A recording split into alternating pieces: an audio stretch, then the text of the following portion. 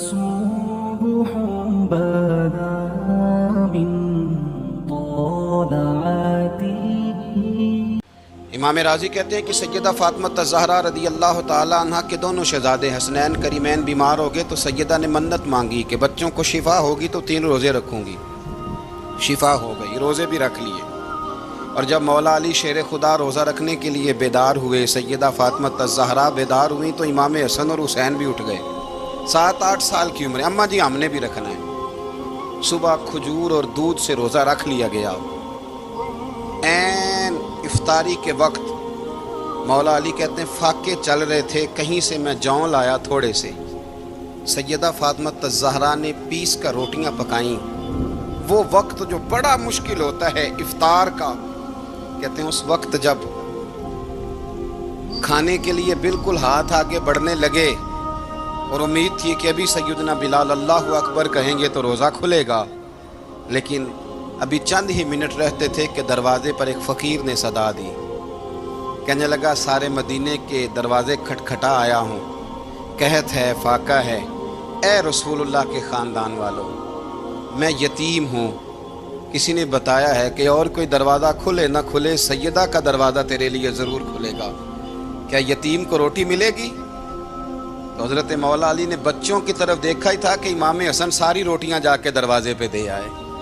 کھجور اور پانی سے افطار ہو گیا۔ صبح پھر کھجور اور دودھ سے روزہ رکھا۔ امام راضی کہتے ہیں عین وہ وقت جب افطار کا ٹائم آیا تو پھر دروازے پہ کسی نے صدا دی، کہا اے رسول اللہ کے خاندان والوں، میں مسکین ہوں، رات سے روٹی کھائی ہے، نہ صبح کھا سکا نہ دوپہر، کسی نے بتایا ہے کہ اس دروازے سے خالی کوئی نہیں جاتا۔ امام حسن نے پھر سارا لنگر اٹھایا اور پھر جا کے دے دیا۔ تیسرا دن پھر ہوا۔ مجھے لگتا ہے کہ جب افطار کا ٹائم آیا ہوگا نا تو یہ خود ہی سارے دروازے پہ دیکھتے ہوں گے، یہ کوئی آیا نہیں لینے والا ابھی تک، لگتا ہے کہ نظریں دروازے پہ تھیں۔ عین افطار کے وقت 3 روٹیاں جب جوں کی پک کے آئی، ایک بھکاری نے صدا دی، کہنے لگا میں قیدی ہوں، آج ہی قید سے رہائی ملی ہے، پہلے دن کسی کے دروازے پہ صدا ملی ہے، دی ہے، روٹی ملے گی؟ امام حسن وہ کھانا دے کے واپس لوٹے۔ کھجور اور پانی سے افطار ہوا، اور جیسے ہی مسجد نبوی میں تینوں باپ بیٹا نماز پڑھنے گئے تو مولا علی کہتے مجھے بتانا نہیں پڑا، رسول کریم نے میری طرف دیکھ کے فرمایا علی تیرا، فاطمہ کا، حسن اور حسین کا 3 دن والا عمل خدا کو بھی بڑا پسند آیا ہے اور محمد مصطفیٰ کو بھی بڑا پسند آیا، بڑا پسندیدہ عمل۔ میں کہتا ہوں کہ حضرت فاطمہ نے نا ان کی تربیت پہلے ہی کر دی تھی، 3 دن بغیر افطار کے روزہ رکھنے کی، وہ ٹریننگ گھر سے ہو چکی تھی۔ اب میدان کربلا میں 3 دن بھوکا پیاسا رہنا ان کے لیے مشکل نہیں تھا۔ حضرت جناب سیدہ زینب بنت ابی رافع کہتی ہیں کہ سیدہ فاطمہ الزہرا نا ایک دن اپنے دونوں شہزادوں کو لے کے، جب حضور کی طبیعت مبارک بظاہر علیل تھی جس میں حضور کا وصال ہوا، دونوں شہزادے لے کے سیدہ فاطمہ نبی کریم کی بارگاہ میں گئیں، کہنے لگی یا رسول اللہ میرے بچوں کو کچھ دیجئے سیدہ پاک، تو حضور اٹھ کے بیٹھ گئے، اس کندھے سے امام حسن کو لگایا اور اس سے امام حسین کو لگایا اور فرمایا فاطمہ یہ جو میرا حسن ہے نا اس کو میں اپنی ہیبت اور سرداری دیتا ہوں، اور فرمایا یہ جو میرا حسین ہے نا حسین کو میں اپنی جرت اور سخاوت دیتا ہوں، میرا حسین جرت مند ہوگا اور سخی ہوگا۔ داتا گانج بخش علی حجویری، امام الاولیاء، سید الاسفیاء، داتا صاحب کشف المعجوب میں فرماتے ہیں ایک دن نا امام حسین کے پاس ایک شخص آیا بڑی دور سے کچھ مانگنے کا، حضور کچھ دیجئے۔ وہ شخص کہتا ہے کہ میرا ظرف یہ تھا کہ 4-5 دینار ملیں گے، تو امام حسین فرمانے لگے تھوڑی دیر بیٹھ جا، رزق آ رہا ہے۔ تو امام حسین کو حکومت وقت کی طرف سے نا 5 تھیلیاں ملی، جس میں ایک تھیلی میں 500 اشرفیاں تھیں، 5 تھیلیاں آئیں، لیکن اس کو آنے میں نا ذرا دیر ہو گئی۔ وہ 5 تھیلیاں جب آئی نا تو امام حسین اس کی طرف 5 تھیلیاں بڑھا کے نا، ذرا دیکھنا میری طرف غور سے، 5 تھیلیاں بڑھا کے نا تو فرمانے لگے میاں جتنا تجھے انتظار کرایا نا اتنی ہم تیری حاجت پوری نہیں کر سکے، تو یہ نہ محسوس کرنا کہ حسین کے دروازے پہ بیٹھا بھی رہا ہوں تو ملا کیا ہے، یہ نہ محسوس کرنا۔ وہ شخص کہتا ہے جب میں نے وہ تھیلیاں کھولی اور پھر میری نظر امام حسین پہ پڑی تو میرے اندر سے آواز آئی، اگر حسین ابن علی اتنے سخی ہیں تو محمد عربی کتنے سخی ہوں۔ اگر یہ معیار ان کا ہے، ان کا یہ معیار ہے، اور خود بھیک دیں، خود ہی کہیں منگتے کا بھلا ہو، خود کہنے لگے جتنا انتظار کرایا ہے اتنی تیری مدد کر سکے۔ یہ سخاوت کا معیار تھا، یہ طریقہ تھا۔ ایک دفعہ سیدنا امام حسین رضی اللہ تعالیٰ عنہ کے گھر کے اندر 5000 دینار آئے۔ مسجد میں تھے، آپ کو 5000 دینار ملے تو امام زین العابدین کہتے ہیں کہ مسجد سے لے کر گھر آنے تک امام حسین نے 5 کے 5000 اللہ کے رستے میں خیرات کر دی۔ فرماتے میں نے کہا ابا جی 5 دینار کی گھر میں ضرورت تھی، مالاں والے سخی نہیں ہوندے تے سخیاں کل مال نہیں ہوندا، ایتھے اوتھے دوویں جہانی سخی کنگال نہیں ہوندا۔ کہا ابا جی 5 دینار کی گھر میں ضرورت تھی، تو کہتے ہیں مجھے فرمانے لگے بیٹا یہ جن کو میں نے دیا ہے نا یہ گھر کے لیے ہی دیا ہے، یہ گھر کے لیے ہی دیا ہے، جن کو دیا ہے تمہارا کیا خیال ہے، یہ باہر خرچ ہوا ہے، یہ گھر کے لیے ہی ہے۔ اس لیے کہ جب انسان دوسروں پر شفقت کرتا ہے تو اللہ اس کے گھر پہ رحمت فرماتا ہے۔ امام حسین کے مزاج میں پہلی بات میں نے ذوق عبادت کی عرض کی، دوسری بات عرض کر رہا ہوں کہ صحابہ حضرت اسامہ بن زید بڑے پیارے ہیں میرے نبی کریم کے، بڑے پیارے۔ حضرت اسامہ بن زید کے بارے میں سیدہ عائشہ صدیقہ فرماتی ہیں ان کے ناک سے اگر رینٹھ نکلتی تھی تو اللہ کے رسول اپنے دست مبارک سے صاف کر دیتے تھے، اور سرکار فرماتے تھے کہ اگر اسامہ لڑکی ہوتا نا، ان کے غلام کے بیٹے تھے حضرت زید بن عمرو، اگر یہ لڑکی ہوتا میں اسے زیور پہناتا۔ بڑے پیارے تھے، لیکن جب ان کا آخری وقت آیا نا تو 60,000 دینار کا قرضہ تھا، رشتہ داروں سے کہا، دوستوں سے کہا، یاروں سے کہا، پر قرض ادا نہیں ہو رہا تھا۔ حضرت اسامہ بن زید کہتے ہیں بڑا پریشان تھا۔ جب حد ہو گئی نا تو حضرت اسامہ بن زید فرمانے لگے جاؤ کوئی حسین ابن علی کو خبر کرو، ان سے کہو میں نا غلام ہوں آپ کے نانا کا، مقروض دنیا سے چلا گیا تو کیا بنے گا۔ امام حسین کو خبر ملی تو دوڑے آئے۔ لاجپال اس پیر کو نہیں کہتے جو تگڑا نذرانہ لے کے تو ماتھا چوم لے، لاجپال تو اس کو کہتے ہیں کہ جب ضرورت پڑے تو وہ سر پہ موجود ہو۔ حضرت سیدنا امام حسین تشریف لائے تو جناب اسامہ بن زید رو پڑے، کہنے لگے حضور میں نے نا غلامی کی ہے آپ کے نانا کی، اور اس غلامی پہ ناز ہے، اب 60,000 دینار کا قرضہ لے کے دنیا سے جاؤں گا تو میری قبر پہ بوجھ رہے گا۔ امام حسین خادم کو بھی کہہ سکتے تھے جاؤ گھر پیسے پڑے ہیں لے آؤ، امام حسین خود گئے، چادر روڑ کے تو اس کی اوٹ میں بکل میں 60,000 دینار چھپا کے لائے، اور جناب اسامہ بن زید کے سامنے رکھ کے کہنے لگے اسامہ یار پیسے رات کو ہی آئے تھے، میں سوچ رہا تھا مجھے تو ضرورت نہیں، اللہ نے کس کا نصیب میرے گھر میں بھیج دیا ہے، مجھے تو حاجت ہی نہیں تھی، اب پتہ چلا پیسے تیرے تھے، اللہ نے حسین کی ڈیوٹی لگائی ہے کہ جا کے دے آ۔ حضرت اسامہ بن زید رو پڑے، فرمانے لگے اللہ آپ کو بہترین صلہ عطا فرمائے۔ امام بڑا ہی پیار کرتے تھے۔ گھوڑے پہ جا رہے تھے، کچھ فقیر غریب لوگ بیٹھ کے روٹی کھا رہے تھے، کہاں رہے تھے، سڑک کے کنارے۔ تو امام زین العابدین فرماتے ہیں کہ جب امام حسین گزرے تو انہوں نے آواز دی حضور دل کرتا ہے ہمارے ساتھ بیٹھ کے روٹی کھائیں۔ کائنات کے مالک و مختار کے نواسے اور دنیا کے سب سے بڑے شہزادے گھوڑے سے اترے اور غریبوں کے ساتھ سڑک پہ بیٹھ گئے، روٹی کھانے لگے اور دیر تک کھاتے رہے، اور جب فارغ ہو گئے تو فرمانے لگے کھانے کی ضرورت بھی نہیں تھی، حاجت بھی نہیں تھی، پر تم نے آواز دی تو دل رکھنے کو بیٹھ گیا تھا، اگر اجازت دے تو چلا جاؤں۔ یہ مزاج تھا، یہ طبیعت تھی۔ آپ کے ایک بھائی ہیں چھوٹے، حضرت محمد بن حنفیہ نام ہے، حضرت مولا علی شیر خدا رضی اللہ تعالیٰ عنہ کی دوسری بیوی سے۔ ایک دن حضرت امام حسین ان کے گھر میں بیٹھے تھے تو کسی بات میں نا اختلاف رائے ہو گیا، تو امام علی مقام ناراض ہو گئے، فرمایا آج کے بعد تیرے گھر نہیں آؤں گا، رومال اٹھایا چلے گئے۔ لوگوں نے حضرت محمد بن حنفیہ رضی اللہ تعالیٰ عنہ سے کہا حسین تو ناراض ہو گئے، کبھی نہیں آئیں گے۔ آپ فرمانے لگے بھائی تمہارا ہے کہ میرا؟ جی بھائی تو آپ کے ہیں۔ فرمایا اگر کہو تو چند منٹوں میں حسین واپس آئے۔ جناب ناراضگی ہو گئی ہے۔ فرمایا ناراضگی ہوئی ہے پر میں اس کے دل کی نرمی کو تو جانتا ہوں، اس کے مزاج کے اندر جو محبت ہے اس سے تو ابھی آئے. کہ جناب وہ کیسے؟ فرمانے لگے دیکھنا ذرا. تو امام حسین نے خط لکھا، حضرت محمد بن حنفیہ نے رکا لکھا، کہنے لگے حسین میرے باپ کا نام بھی علی ہے اور آپ کے باپ کا نام بھی علی ہے، پر ایک فضیلت ایسی ہے جس میں آپ کا مقابلہ نہیں کر سکتا، وہ یہ ہے کہ آپ سیدہ فاطمہ الزہرا کے لال ہیں، اب محمد مصطفیٰ علیہ السلام کے نواسے ہیں. کہنے لگے بھائی جان آپ نے نانا جان کی وہ حدیث تو سنی ہوگی کہ دو لوگ ناراض ہو جائیں تو جو صلح پہلے کرے جنت میں پہلے جائے گا. فرمانے لگے دل میرا کر رہا تھا کہ پہلے صلح کر لوں، لیکن پھر بڑے بھائی کو پشت کروں گا جنت میں جاتے ہوئے، یہ بھی تو بے ادبی ہے نا. اب خط میں نے لکھ دیا ہے، آپ کا جو ارادہ ہو. امام حسین نے خط پڑھا تو آنکھوں میں آنسو آ گئے.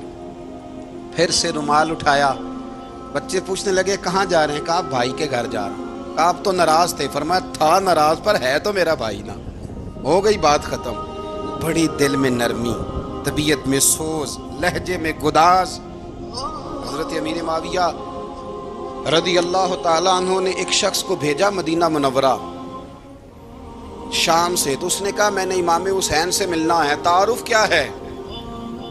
جناب امیر معاویہ فرمانے لگے مسجد نبوی میں جانا جس کے گرد لوگ سب سے زیادہ ادب سے بیٹھے ہوں اور جس کی باتیں سب سے زیادہ میٹھی ہوں اور جس کی نظریں سب سے زیادہ جھکی ہوں اور جس کے چہرے پر تمہیں سب سے زیادہ وقار نظر آئے وہی علی کے بیٹے حسین ہوں گے.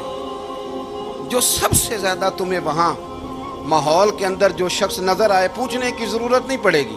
وہ شخص کہتا میں مدینے آیا تو میں نے واقعی ایک شخص کو دیکھا کہ شہد کے گرد مکھیوں کا اتنا ہجوم نہیں ہوتا جتنا امام حسین کے گرد رسول اللہ کے غلاموں کا ہجوم تھا، لیکن نظریں جھکی ہوئی، باتیں میٹھی، لہجہ گداز گداز، لفظوں میں رانائی. اور لوگ کئی باتیں پوچھتے تو علی کے صاحبزادے ایک آدھ جملہ بولتے تو لگتا یہ کہ وہ جملہ سیدھا دل میں اترتا چلا جاتا ہے. امام علی مقام کے کردار میں نا کچھ باتیں بڑی زیادہ تھیں، بہت زیادہ تھیں، بڑا حسن تھا. ایک بات تو یہ تھی امام حسین رضی اللہ تعالیٰ عنہ کا علم و فضل بڑا کمال کا تھا. ایک دفعہ صحابہ میں مسئلہ بن گیا کہ بچہ پیدا ہوتا ہے تو اس کا وظیفہ کیسے لگانا ہے. امام حسین کا علم و فضل بتا رہا ہوں، علم و فضل. تو بات بڑی پیچیدہ ہو گئی.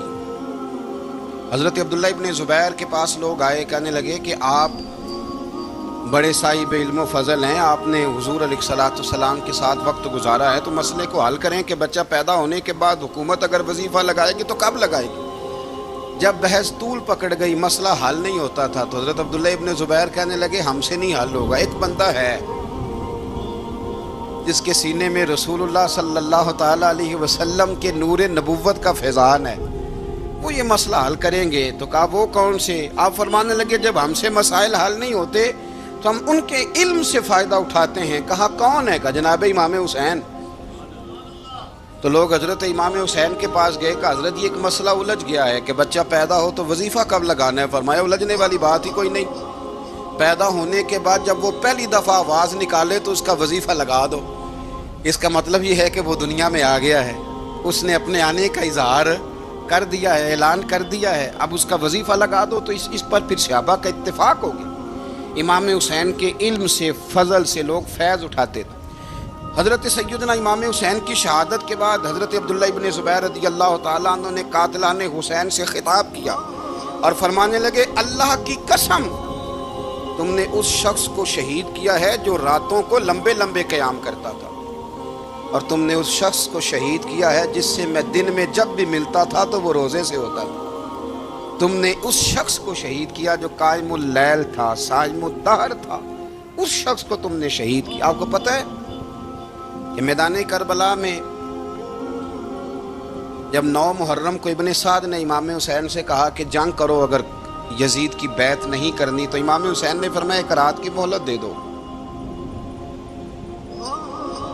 ایک رات کی مہلت دے دو.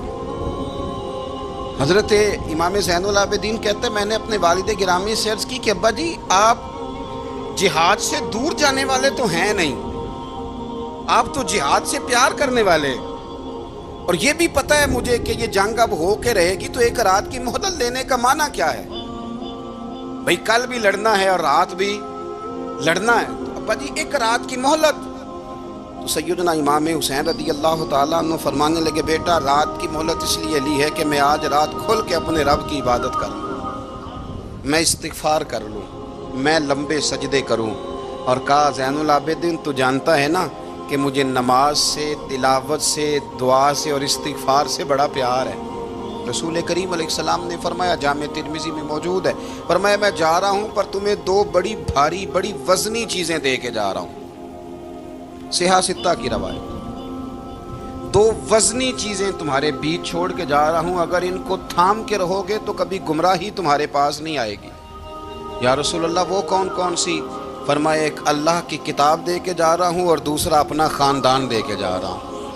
اگر اہل بیت نبوت کو تھامے رہو گے، ہمارے بزرگوں نے لکھا ہے کہ یہ جو حضور نے کتاب اللہ اور پھر اپنی اہل بیت کا تذکرہ فرمایا تو اس کا مطلب یہ ہے کہ تھیوری دیکھنی ہوئی تو قرآن دیکھنا، اور پریکٹیکل دیکھنا ہوا تو علی اور فاطمہ کو دیکھنا، حسن اور حسین کو دیکھنا، ان کو دیکھنا۔ نبی کریم علیہ الصلوۃ والسلام کے اہل بیت منارہ نور ہیں، ان کی محبت، ان کا پیار کیوں بھلا؟ اس لیے کہ یہ وہ خوبصورت لوگ ہیں جن کو خود میرے نبی پاک نے تراشا ہے۔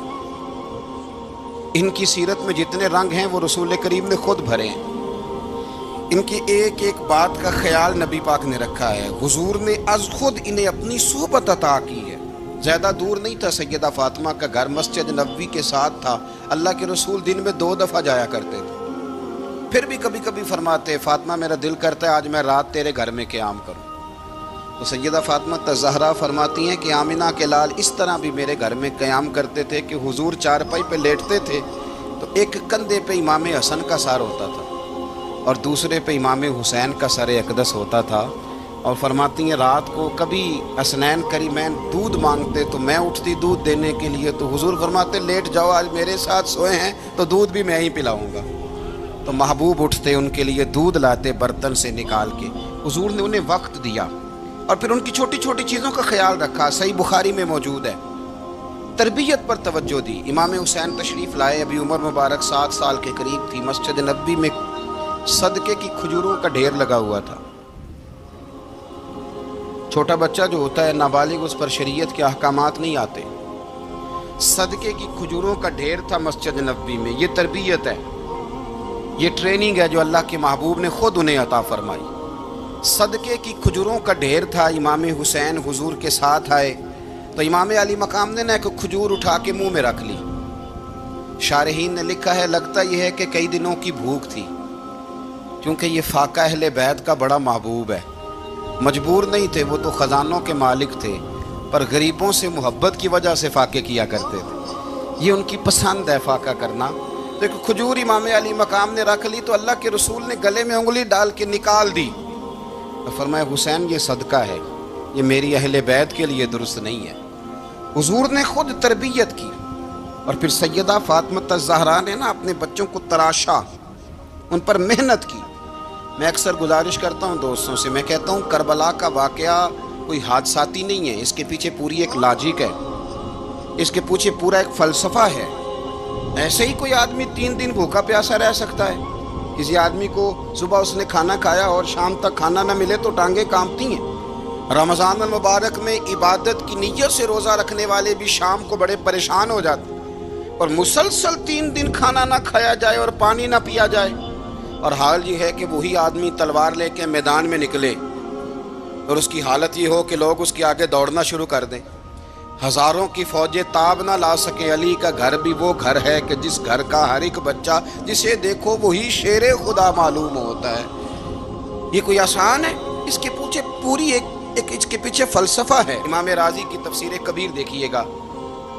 حضرت امام حسین کی وہ شخصیت تھی کہ مشکات میں حدیث ہے، نبی پاک صلی اللہ تعالیٰ علیہ وسلم کی چچی جناب ام فضل صبح صبح گھبرائی حضور کی بارگاہ میں آئیں، عرض کی یا رسول اللہ صلی اللہ علیہ وسلم آج میں نے عجیب خواب دیکھا ہے، میں ڈر گئی ہوں۔ حضور نے فرمایا چچی کیا دیکھا؟ عرض کی حضور میں نے کہا ہے کہ آپ کے وجود کا گوشت کا ایک ٹکڑا کٹ کے میری جھولی میں آ گیا ہے۔ حضور یہ کیا ہے؟ تو محبوب خواب سن کے مسکرائے، فرمایا چچی یہ پریشانی والا خواب نہیں، یہ تو خوشی والا خواب ہے۔ اللہ فاطمہ کو بیٹا عطا کرے گا اور وہ تیری گود میں کھیلا کرے گا۔ چونکہ وہ میرے وجود کا ٹکڑا ہوگا لہذا خواہ تجھے یہ آئی ہے. تو امام حسین پیدا ہوئے, امام حسن کی عمر ابھی 11 مہینے تھی. تو نبی پاک نے امام حسین کو جناب ام فضل اپنی چچی کی گود میں دے دیا کہ فاطمہ کے لیے دونوں بچے سنبھالنا مشکل ہوگا. وہ خواب اس طرح پوری ہوئی. امام حسین سے حضور نے بڑا پیار کیا, بڑی محبت فرمائی نبی پاک سے. کچھ حدیثیں میں نے جمعے میں عرض کی تھیں. حضرت ابو ہریرہ رضی اللہ تعالیٰ عنہ کہتے ہیں یہ واحد بچہ تھا حضور کے گھرانے کا کہ میں نے دیکھا کہ نبی پاک صلی اللہ علیہ وسلم بیٹھے تھے تو یہ حضور سے کہہ رہے ہیں, نبی پاک سے, کہ نانا جی اٹھ کے کھڑے ہو. کہتے ہیں حضور کھڑے ہو گئے تو کہنے لگے میں نے آپ کے برابر جانا ہے. بچے جو مرضی ضد کر لیتے ہیں نا. قد چھوٹا تھا, عمر 7.5 سال تھی. کہنے لگے نانا میں نے برابر جانا ہے. تو نبی پاک صلی اللہ علیہ وسلم نے ہاتھ پکڑ لیے, فرمایا چل پھر ہو جا برابر. تو حضرت ابو ہریرہ کہتے ہیں انہوں نے حضور نے ہاتھ پکڑے, اوپر کھینچا تو امام حسین نے پہلے اپنے پیر حضور کے گھٹنوں پہ رکھے, پھر نبی پاک کے سینے پہ رکھے, اور جب ان کا قد سر تھوڑا سا حضور سے اونچا ہو گیا تو محبوب فرمانے لگے چل بس کر, تو نے تو کہا تھا آپ کے برابر ہونا ہے, تو اوپر نکل گیا ہے, چل بس کر. فرماتے پھر امام حسین نے زبان باہر نکالی تو محبوب ان کی زبان چوسنے لگے, پھر ساتھ لٹا لیا اور انہیں سونگھنے لگے. تو میں نے عرض کی حضور آپ حسین کو سونگتے کیوں ہیں؟ تو فرمایا ابو ہریرہ مجھے حسین کے وجود سے جنت کی خوشبو آتی ہے, مجھے حسین کے وجود سے جنت کی. ایک دن حضور گزر رہے تھے. اصل اس طرح تھا کہ یہ نبی پاک کا حجرہ تھا. جن لوگوں کو اللہ نے مدینے کی زیارت کرائی ہے وہ جان سکتے ہیں نبی پاک کا حجرہ تھا. تو حضور کے حجرے کی اس جانب یعنی مسجد کی جو بالکل سیدھ ہے اس کی بیک میں سیدہ فاطمہ رہتی تھی. تو حضور اکثر نہ نماز کے لیے جب نکلتے تو حضرت فاطمہ کے حجرے کے پاس سے ہو کر دوبارہ محراب میں جاتے. محبوب حجرے کے پاس سے گزرے تو امام حسین رو رہے تھے. تو حضرت فاطمہ نے کسی بات میں جھڑک دیا تو امام حسین رونے لگے. تو نبی پاک نماز کے لیے گئے تو واپس لوٹ آئے, اور واپس تشریف لا کے کہا فاطمہ حسین کو کیا ہوا؟ عرض کی یا رسول اللہ تنگ کر رہے تھے میں نے ڈانٹ دیا ہے. کیا خوبصورت جملے ہیں حدیث پاک میں. سرکار نے فرمایا فاطمہ اس کو حسین کو نہ رونے نہ دیا کر, یہ جب روتا ہے نا تو میرے دل کو تکلیف ہوتی ہے. تو بی بی صاحبہ کہتی ہیں یہ حکم آیا نبی پاک کا میرے نا, پھر میں نے ڈانٹنا چھوڑ دیا. یہ ان کے فضائل تھے کم, ان کی تربیت خود نبی پاک نے فرمائی. پہلی بات تو یہ ہے کہ نبی پاک نے دعا مانگی تھی یا اللہ میرے گھر والوں کو زیادہ روزی نہ دینا, انہیں ایک وقت روٹی دینا, ایک وقت کی بھوک دینا. یہ جو 10 دن کربلا میں انہیں ٹینشن نہیں نہ ہوئی, انہیں عادت تھی فاقہ کرنے کی, انہیں 3 دن وصلی روزے رکھنے کی عادت تھی. پہلی بات. دوسرا یہ کہ جہاد کی تربیت حضور خود کراتے. حضرت فاطمہ زہرا کہتی میں پردے کے پیچھے دیکھ رہی تھی, نبی پاک نے امام حسن اور حسین سے فرمایا چلو میرے سامنے کشتی لڑو. تو دونوں حضرات آپس میں جب کشتی لڑنے لگے تو نبی پاک نا امام حسن کو کہتے ہیں حسن حسین کو ٹانگوں سے پکڑو, حسن حسین کو پیچھے سے پکڑو. جب نبی پاک بار بار امام حسن کو بتا رہے تھے تو سیدہ پیچھے سے بول پڑی, کہنے لگی یا رسول اللہ آپ چھوٹے کو بتائے آپ بڑے کو بتا رہے ہیں. بڑا تو پہلے 11 مہینے بڑا ہے تو آپ چھوٹے کو بتائے بڑے کو بتا رہے. تو فرمایا فاطمہ تو چپ کرنا, جو میں دیکھ رہا ہوں تو نہیں نہ دیکھ رہی, ایک کو میں بتا رہا ہوں دوسرے کو جبریل امین بتا رہے ہیں. لیکن اس کے ساتھ ساتھ امام حسین رضی اللہ تعالیٰ عنہ کا جذبہ جہاد, امام حسین کی استقامت. آج لوگ ادھر ہوتے ہیں جس طرف ہوا کا رخ ہوتا ہے. آج لوگوں کی سوچوں کا زاویہ یہ ہے کہ جدھر رش زیادہ ہوگا ہم بھی ادھر جائیں گے. ہم یہ نہیں دیکھتے حق کس طرف ہے, ہم یہ دیکھتے ہیں رش کس طرف ہے. امام حسین رضی اللہ تعالیٰ عنہ نے رش نہیں دیکھا, حق دیکھا. امام حسین رضی اللہ تعالیٰ عنہ استقامت کے وہ پہاڑ ہیں, معمولی آدمی نہیں تھے. فرزق شاعر کہتا ہے کہ میں نے امام حسین سے کہا تھا, میں نے کہا لوگوں کی تلواریں یزید کے ساتھ ہیں پر دل آپ کے ساتھ ہے, دل آپ کے ساتھ ہیں. امام حسین رضی اللہ تعالیٰ عنہ نے زمانے کے حالات نہیں دیکھے, حق اور سچ دیکھا. جتنی چیزیں انسان کو کمزور کر سکتی ہیں وہ ساری امام حسین پہ طاری کی گئیں. جتنی چیزیں, وطن چھوڑنا کتنا کو مشکل ہوتا ہے. شالا پردیسی کوئی بھی نہ تھی وے کخ جنہ تو پارے.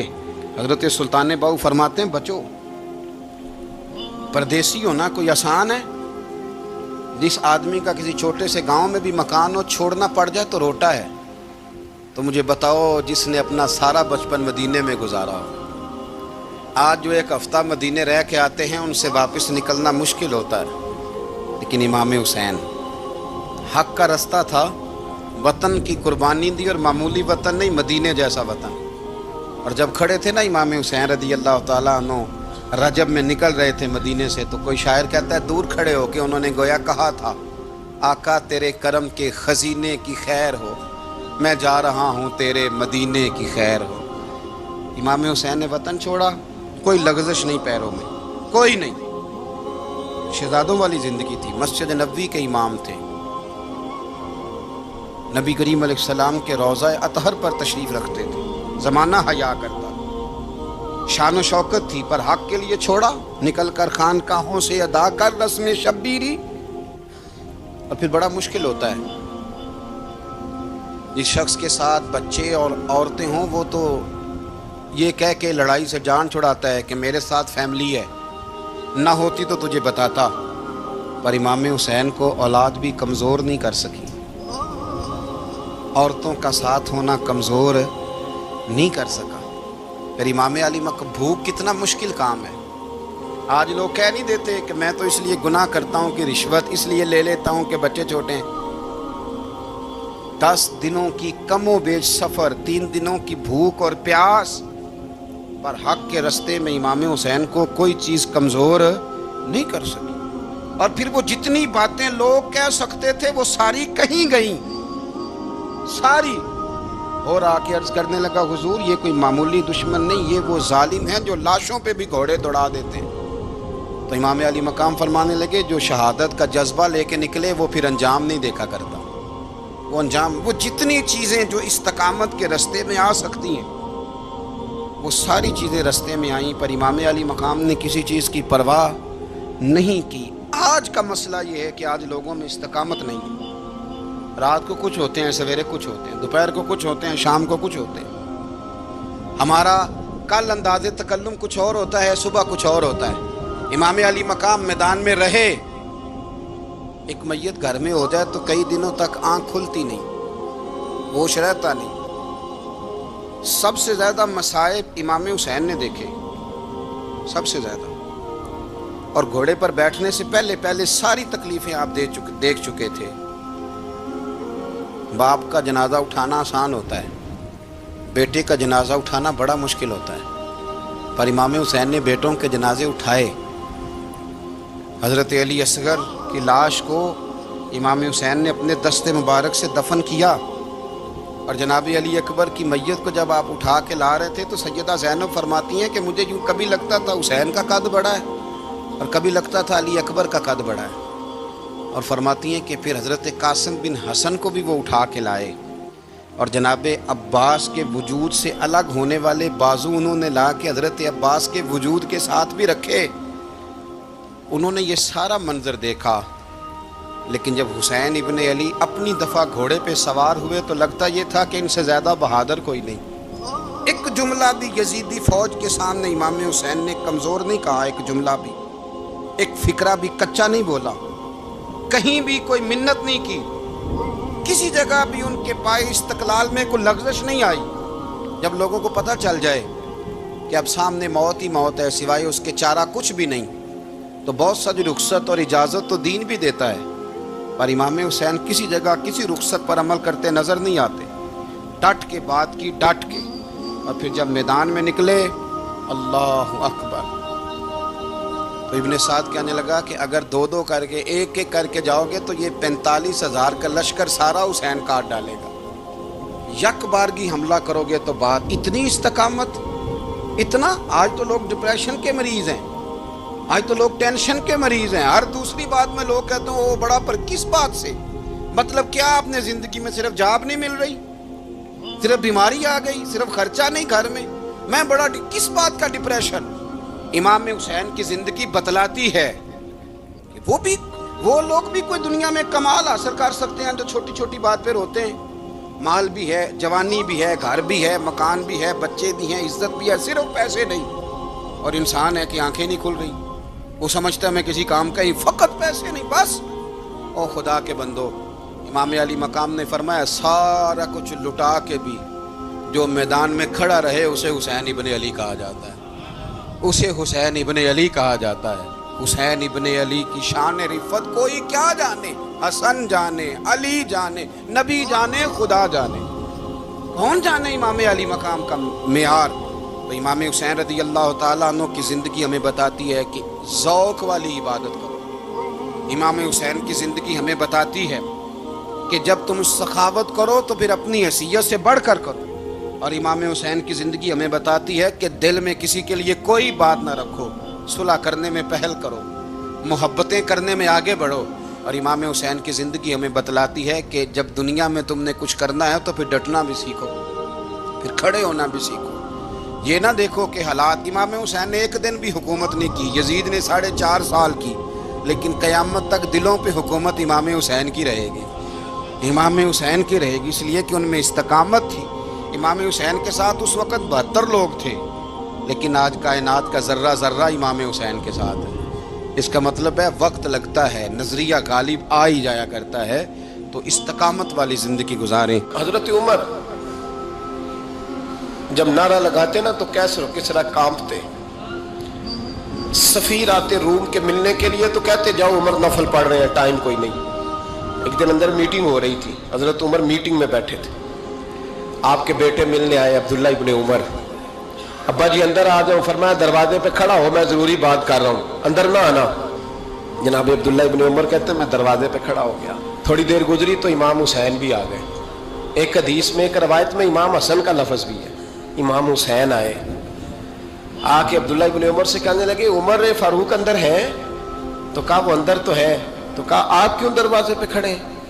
کہنے لگے ابا جی نے کہا ہے یہاں انتظار کرو، میں کوئی ضروری بات کر رہا ہوں، لیکن شہزادے میرے لیے کہا ہے، میرے لیے آپ جانا چاہیں تو چلے جائیں۔ امام حسین کہنے لگے امیر المومنین کوئی بات کر رہے ہوں گے، میں ظہر کے وقت مسجد میں مل لوں گا، ظہر کا ٹائم آئے گا نا تو میں مسجد میں مل لوں گا۔ یہ کہہ کے چلے گئے۔ حضرت عمر باہر آئے تو حضرت عبداللہ ابن عمر سے کہا کہ کوئی آیا تو نہیں؟ عرض کی حضور حسین ابن علی آئے، حسین ابن علی۔ تو کہا اندر کیوں نہیں بھیجا؟ کہا میں نے کہا تھا بے شک چلے جائیں، لیکن وہ کہہ رہے تھے کہ میں ظہر کے وقت مسجد میں مل لوں گا۔ تو سیدنا عمر فاروق فرمانے لگے عبداللہ تجھے تیری مار ہوئے، حسین کو کیوں واپس بھیجا؟ پھر عمر دنیا داروں کے سامنے ڈٹنا، کھڑا ہونا عمر پہ ختم ہے، لیکن جو اندر کی بات ہے نا، روح کی، جو عقیدت کی بات ہے، جو وفا کا رشتہ ہے، اس کو کون سمجھے؟ یہ جو روح کی مجبوریاں ہیں، یہ جو وفا کی مجبوریاں ہیں، اسے لوگ کیا سمجھیں؟ انہیں کیا پتا کہ مرشد کے بیٹے کے پیر چومنے میں حسن کیا ہوتا ہے؟ انہیں کیا پتا کہ جب استاد کا بیٹا گھر میں آتا ہے تو دل کرتا ہے مکان بیچ کے اسے دے دیں، اس کے باپ کی نیکیاں بڑی ہیں۔ جناب عمر فاروق دوڑے گئے، امام حسین کے دروازے پہ دستک دی، امام حسین باہر کہا شہزادے یار ملنے آئے تھے، بغیر ملے کیوں آ گئے؟ عرض کی کہ آپ مصروف تھے، آپ کے اپنے بیٹے بھی دروازے پہ کھڑے تھے تو میں واپس آ گیا۔ امام حسین کہتے ہیں عمر جذبات میں آ گئے، سر سے پگڑی گر گئی، کہنے لگے حسین میرے بیٹے کا اور حسین کا کیا مقابلہ؟ کیا اس کی ماں کا نام فاطمہ الزہرا ہے؟ کیا اس کی نانی کا نام خدیجہ الکبریٰ ہے؟ کیا اس کے نانے کا نام محمد مصطفیٰ ہے؟ اور پھر سر سے پگڑی اتری تھی، اپنے بال زور سے پکڑ لیے، کہنے لگے حسین میں نا مکے میں اونٹ چرایا کرتا تھا اور ڈنڈوں سے مار کھاتا تھا اپنے باپ سے، یہ جو آج ساری دنیا میں عمر کے نعرے لگتے ہیں یہ تیرے نانے کا صدقہ ہے۔ شہزادے میری وفا اور میری وفا میں جب تیرا دل کرے نا دوڑ کے آ جایا کر۔ عمر تو نو ایک دن امام حسین نے آگے نا جناب فاروق اعظم سے کہا، خطبہ دے رہے تھے بچوں کی تبھی شروع میں، پتہ نہیں کیا بات آئی امام حسین کے دل میں، کہنے لگے عمر نیچے اترو، یہ میرے نانا کا منبر ہے۔ تو حضرت سیدنا عمر سنو، کبھی میرا بھی بچہ آ جائے تو میں کہتا ہوں اس کو پکڑو یار، بچوں کو تو نہیں نا جمعوں میں مطلب ذکر کیا جاتا، اترنا میرے نانے کا منبر ہے۔ جناب عمر اتر کے نیچے کھڑے ہو گئے تو کہا جا کے اپنے نانے کے منبر پہ بیٹھ۔ تو حضرت عمر رو پڑے، کہنے لگے شہزادے میرے نانے کا ممبر ہی کوئی نہیں ہے ہی نہیں، یہ ممبر یہ مصلی یہ تیرے نانے کی شان ہے، میرے نانے کا کوئی ممبر نہیں، تیرے ہی نانے کا ممبر ہے۔ تھوڑی دیر کھڑے رہے تو امام حسین کہنے لگے اچھا کوئی نہیں آپ کے نانے کا ممبر کا نہیں، کہا چلو پھر میرے نانے کے ممبر پہ بیٹھ جاؤ چلو خیر ہے، کوئی نہیں آپ کے نانے کا، کہا نہیں، تو کہا کوئی نہیں پھر میرے نانے کے۔ جب حضرت عمر بیٹھے تو بڑا شاندار جملہ کہا، فرمانے لگے میں ممبر پر مرضی سے نہیں بیٹھا تھا، مجھے ابو بکر نے بٹھایا تھا، اور پھر حسین کے کہنے پہ میں اترا ہوں، اب مجھے حسین نے بٹھایا ہے، اب کسی کی جرت ہے تو عمر کو اتار کے دکھائے، اب میں حسین کا تیری نسل پاک میں۔ اللہ تعالی ہمیں ان کے فیوز و برکات عطا فرمائے۔ آخر دعوانا ان الحمدللہ رب العالمین۔